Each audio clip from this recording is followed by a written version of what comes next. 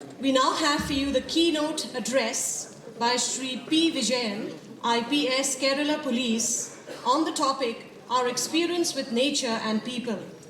Shri P. Vijayan is a 1999 batch Indian Police Service officer who is the present Inspector General of Police serving at the Police Headquarters of Kerala.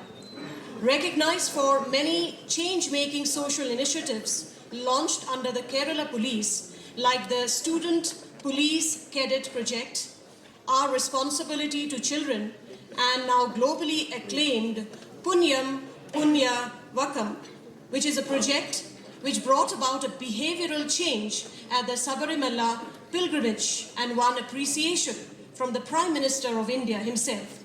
He has successfully led the investigation of many high-profile cases in Kerala, demonstrating exceptional leadership qualities by conceiving and successfully coordinating and implementing many meaningful social intervention programs during the COVID-19 pandemic national lockdown as well.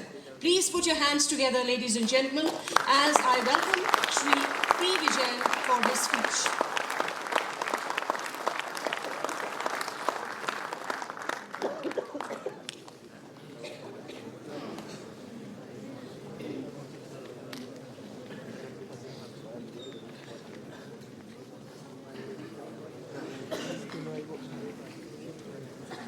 Very good afternoon to one and all.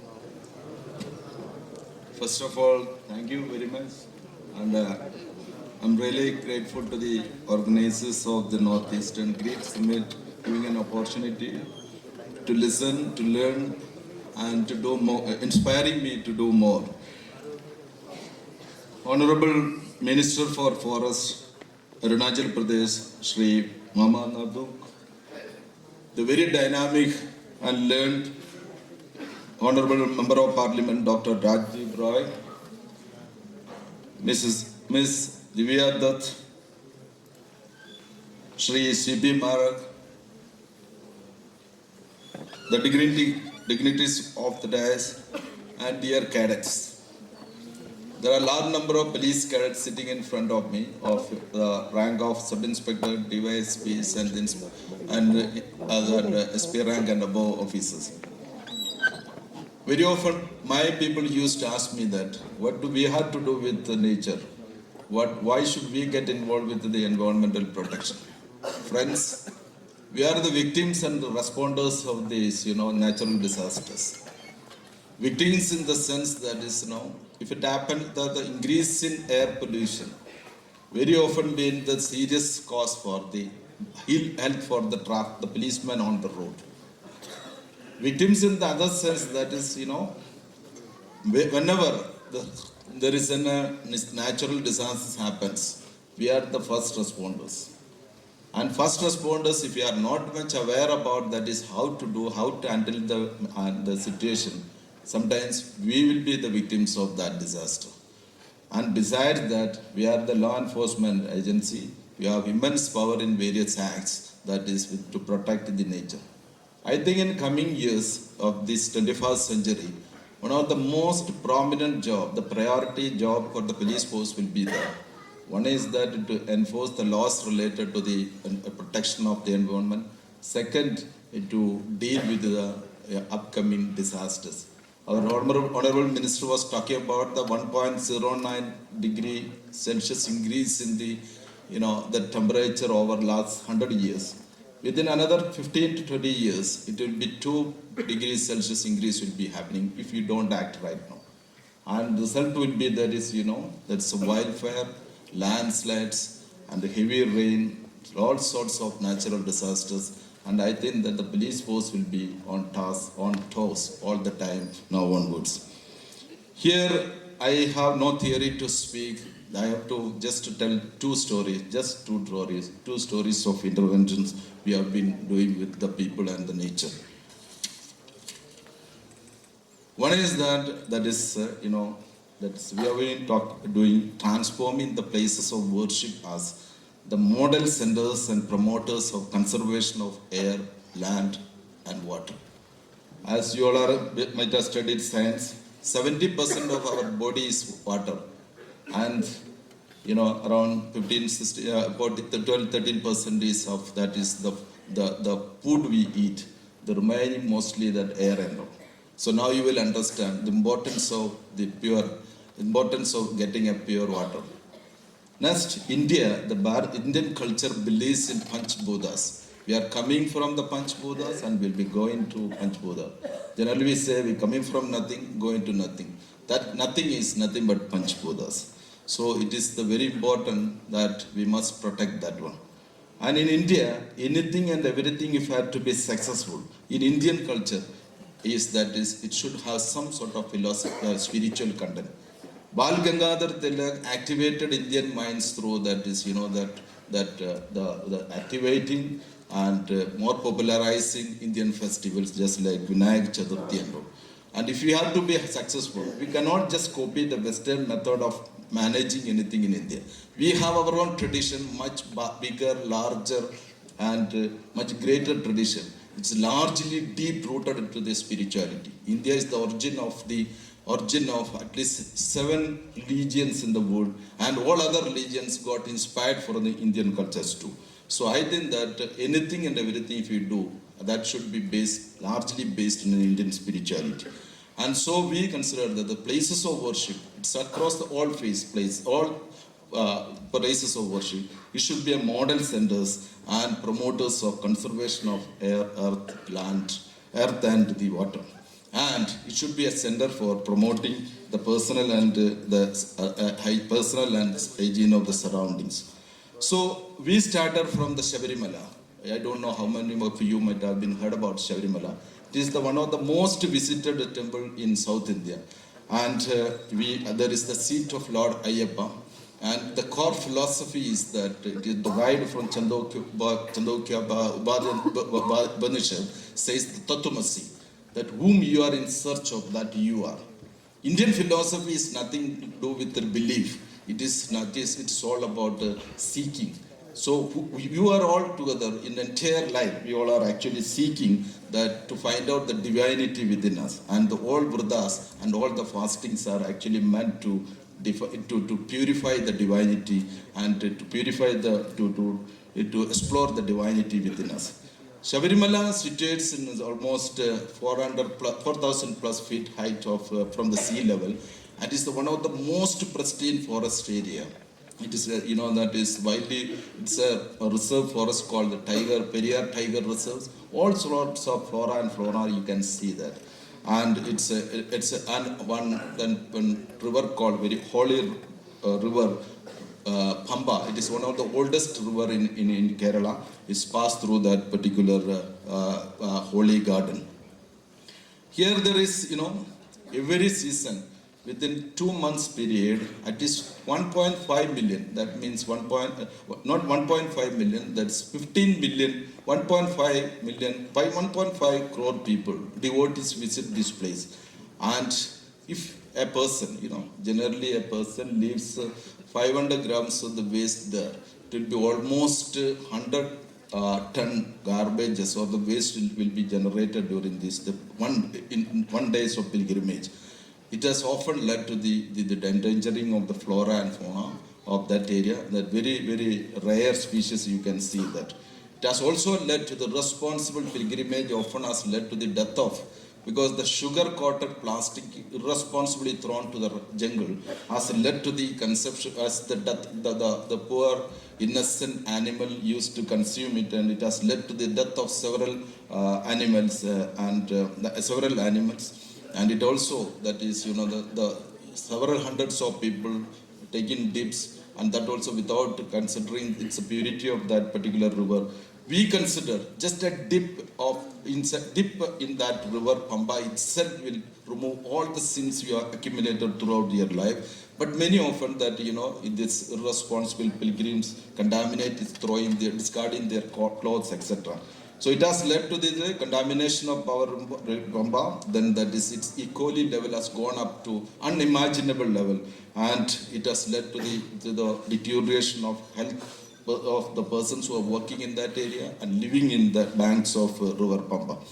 So in this context, in 2011, we initiated a program called Punyam Pungavanam, and it is to promote the responsible and conscious pilgrimage into the religious places.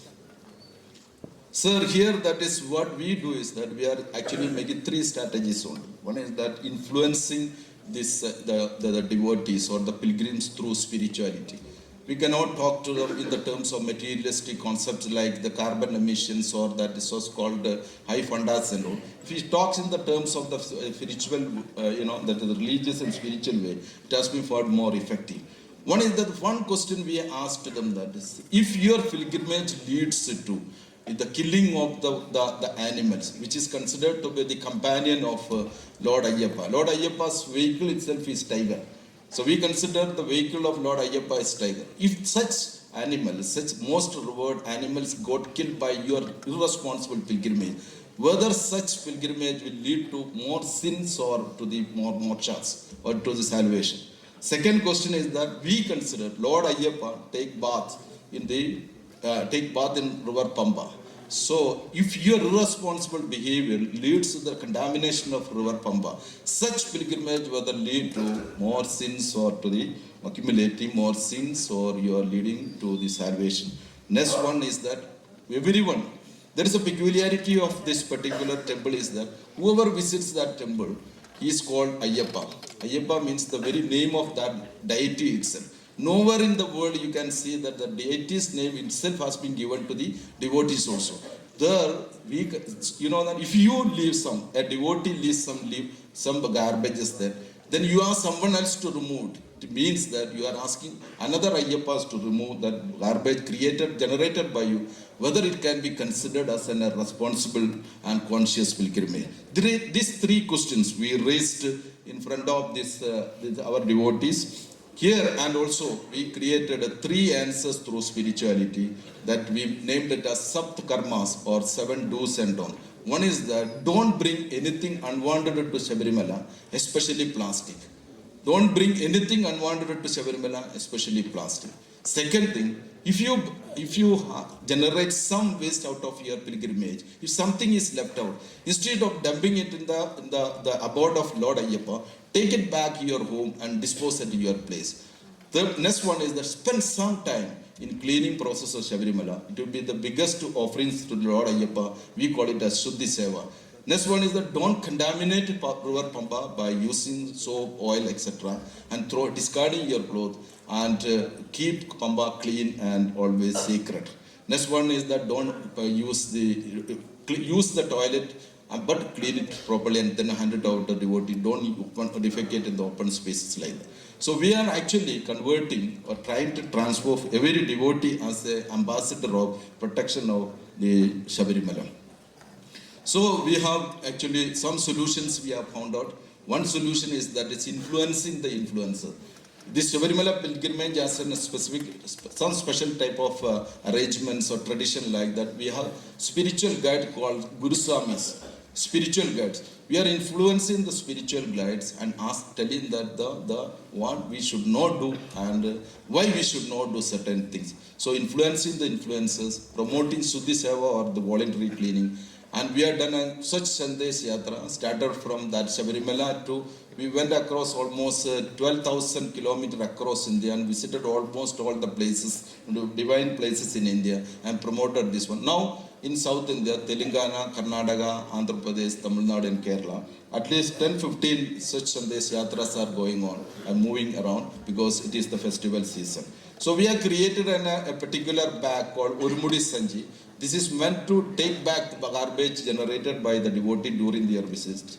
And we have an extensive multimedia campaign we are going to inspire and to motivate the devotees about the Saptakarma. And the celebrity engagements that several devotees, film celebrities, political celebrities, many other people are also involved in the promotion of these Saptakarmas. So that is, we have been in a great advocacy, going for a great advocacy, taking intense effort. Now, Honorable High Court of Kerala has declared that is, that ban plastic, indiscriminate use of plastic in Sabarimala. There is a Kerala Police Act 2011, then after, that is, there's a specific provision on Section 18 to take action against throwing waste in public places. There is 8 High Court judgments in this regard supporting this Punyam Bungavanam. Now the administrative body of Sabarimala is called Travangur Devasam Board. They have initiated a comprehensive program called Pavitram to promote conscious and responsible pilgrimage. So the positive outcome is that there is a huge increase in the hygiene over last 15 years in Sabarimala. Now we are converting almost several hundreds of religious places in South India as Punyam Bungavanam Kendras to promote conscious and responsible pilgrimage to that place and to Sabarimala. We have now almost 3,000 plus such Punyam Bungavanam Kendras in this one. There is a huge increase in the health of the officers and staff and other people residing in Sabarimala. And a remarkable reduction in the last year, there was a review with the forest department. They said last 3-4 years, no death has been reported, no body of these animals could be seen in the jungle due to the effort of Punyam and others. There is an improvement in the river Pamba's water and reduction in there is a tremendous reduction in the inflow of plastic and other waste material in Sabarimala and around. So, Honorable, it has come to the notice of Honorable Prime Minister. He has commented upon this one during his Mann Ki Baat.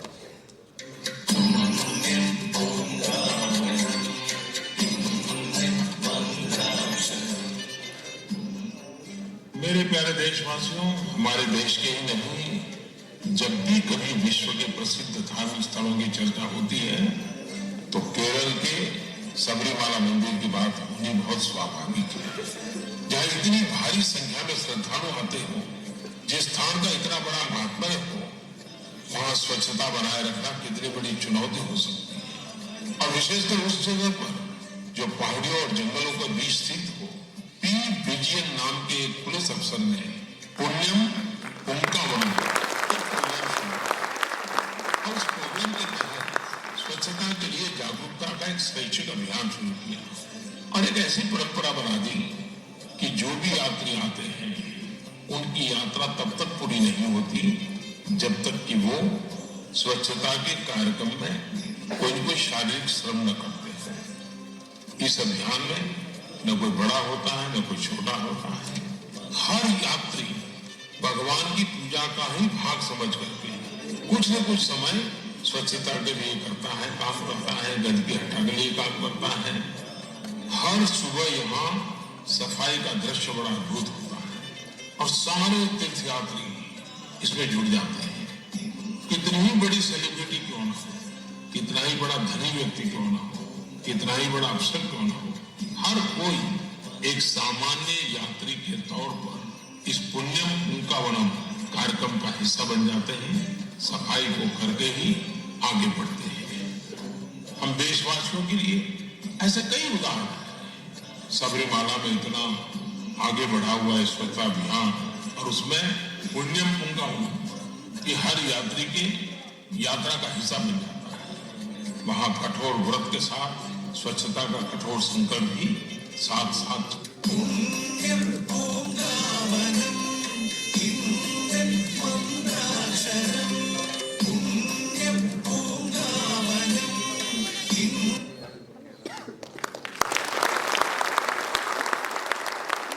Thank you. Next story of the intervention is that youth and children as the green ambassadors of green ambassadors.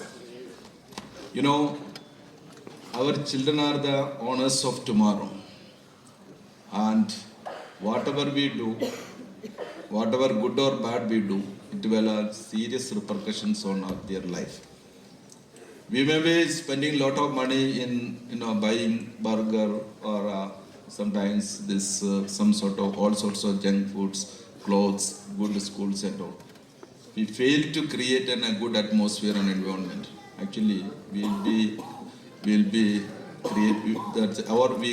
damage the environment. We'll be putting our children into more dangerous situations. Actually, our children are not responsible for the depredation of these natural resources at the present time, either air, water, or earth. But they are going to be really, just because of, they'll be the victims of our greedy and irresponsible behavior that we are doing right now. And I have found that my last 16 years or plus, I have been interacting with children, and they are the great, highly potential change leaders in society. So we launched a program in 2006 that is called Student Police Cadet Program. The Student Police Cadet Program is to train our eyes. It is to train, not to create awareness. To train, just like the cadet sitting over there. It is also 2 years training program.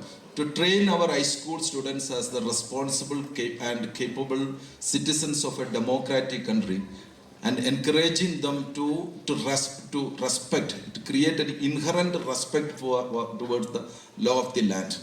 The one unfortunate thing as far as our country is concerned, when we most often we boast about the other nations policing, especially of the West, we say that why can't you behave like a London Bobby?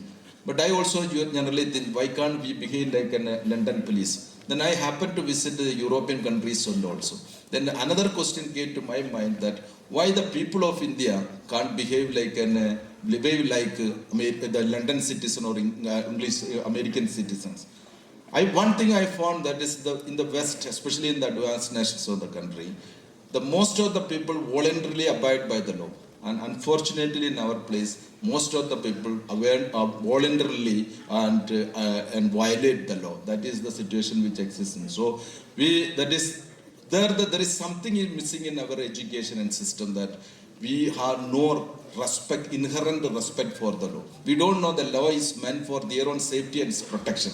Law is actually just because of the law, and it's because we have a law, we are enjoying this freedom. So we are making an effort that to teach the students, that is, we must have an inherent respect for the law, encourage them to inculcate, to develop their inner potential, encourage them to practice civic sense and love for the nature, and to create an empathy towards the vulnerable sections of society, and resistance towards social evils. So this is the number now. Right now we have actually 2 years intense training program. In Kerala we have 1,001 schools we are implementing. Almost 90,000 cadets are undergoing training. I think that in Meghalaya also something is happening. Yesterday I had interactions. We have several hundred also teachers and police officers are voluntarily and otherwise also involving. Honorable Prime Minister of India, when he was Chief Minister of Gujarat in 2013, sent a team to Kerala and studied, implemented SPC in Gujarat in 1,000 schools at a stretch, and earmarked over 1,100 crores for that one. Even now, Honorable Prime Minister is actually very often talks in senior police officers conference about the student police cadet program. Now it is there over 12,000 schools in India, over 1 million children are undergoing training. And it is a 2 years training program. It is a partner. It is only police is a facilitating center. Otherwise, it's a partnership-oriented program of education and other agencies. There are several independent evaluations has been done, and KPMG and all says there is a huge impact on the parents, teachers, students, and so there is a learning framework which creates, that is 7 dimensions of a child we are trying to develop. That is the physical, emotional, thinking, intellectual, thinking, societal and ethical and environmental dimension. And we have designed several defined activities also. By performing and carrying out these activities, each child or each cadet is expected to get some improvement in their personality, and some outcome for the society, and some outcome for the universe as a whole too. So I just want to talk about how the species is connected with this protecting and conserving the nature. We have a program that is My Tree and My Dream. That is in association with the Forest Department. Every cadet is supposed to plant at least one sapling every year and nurture it and see that it is grown, not just inaugurating and sleeping. So that is one. And while the develop their dreams, the tree also has to grow up. That is the concept. Now there are several hundreds and thousands of such trees we have created. All the species schools have plastic-free campuses, and it is the epicenter through which we are radiating the principles across the entire village and all, and promoting plastic-free places and all. Then during the summer season, the children are actually preparing water pots for the birds and animals. And there is every cadet is supposed to undergo 3-day compulsory jungle camp with the support of Forest Department. And we have a specific concept called SPC forest, using the locally available trees, especially fruit trees and all. Every school is supposed to have an SPC forest. Then rainwater harvesting, it's a main activity during the summer season. And kitchen garden, every child is supposed to have a kitchen garden in their own home. And during this COVID season, almost 80,000 such gardens was set up. Then they have created a biodiversity directory of that particular area, and and engaged in conservation of water bodies. In some areas, wherever possible, they are engaged in paddy cultivation, not to have more paddy, but getting an experience of the nature. So there is a small statistics about their activities by that.